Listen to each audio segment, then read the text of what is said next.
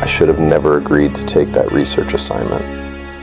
A whole month alone on a remote island, documenting wildlife and climate data, no villagers, no tourists, no signal. Just me, the waves, and the endless forest of black bark trees.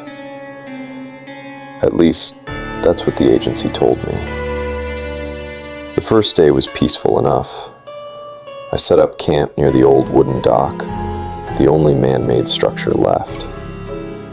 The air smelled clean, sharp with sea salt. But something felt off. The island was too quiet. No birds, no insects, not even the sound of small animals in the underbrush. Just wind. Cold, rhythmic wind. Almost like breathing. The second night, I woke up because my tent was shaking. Not violently, more like something was brushing against it from the outside. I called out, thinking maybe a deer wandered near. The brushing stopped. Then, from directly behind me, I heard a low, wet exhale, like something was leaning over the tent, sniffing. I held my breath until it left. In the morning, I found footprints in the sand around my tent, but they weren't human. They weren't animal either. They were wide, long, and deep. Too deep for something that wasn't extremely heavy. And they led straight from the shoreline to the forest. On the fourth day, I climbed to the island's center.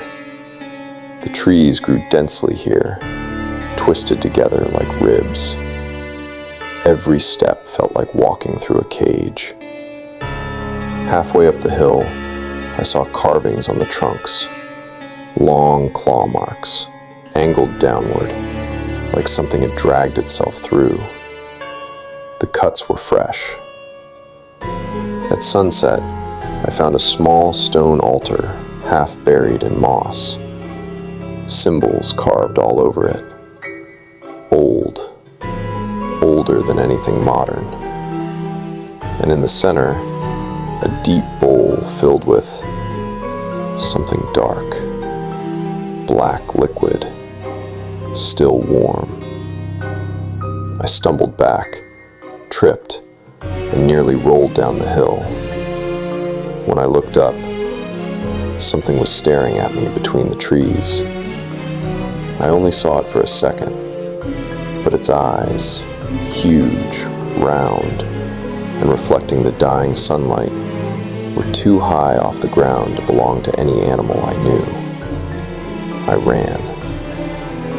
That night, I didn't sleep at all. The island was louder.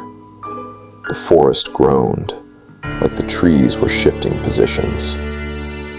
The waves slapped the shore in an unnatural rhythm, slow, steady, like a heartbeat. At around 3 a.m., I finally heard it. A scream. Not human, not animal. A long, distorted wail that climbed higher and higher until it broke into choking, gurgling gasps.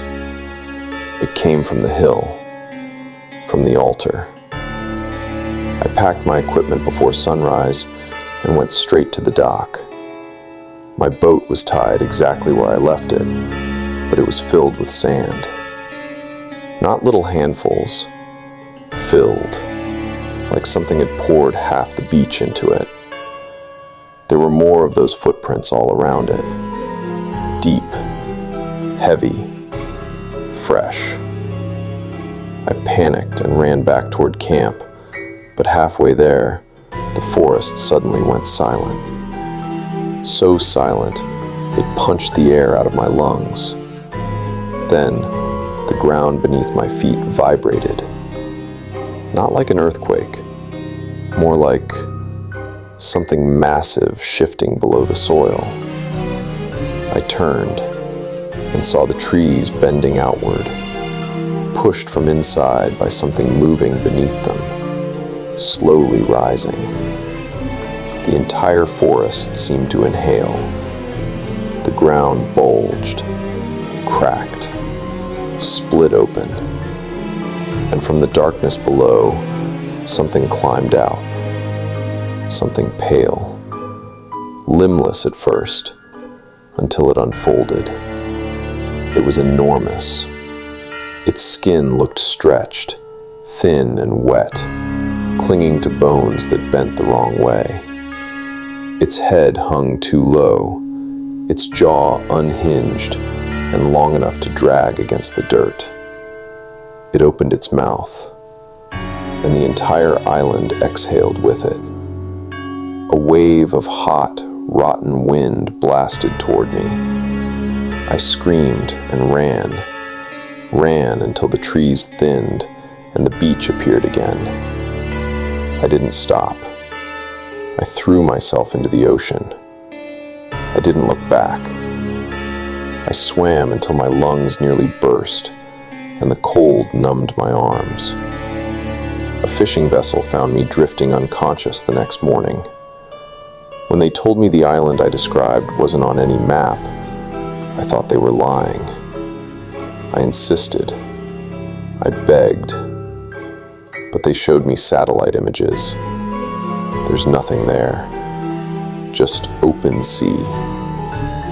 But sometimes, when I close my eyes at night, I still hear it breathing. And when the wind blows from the east, carrying the smell of rot, I know the island hasn't forgotten me, and it's waiting.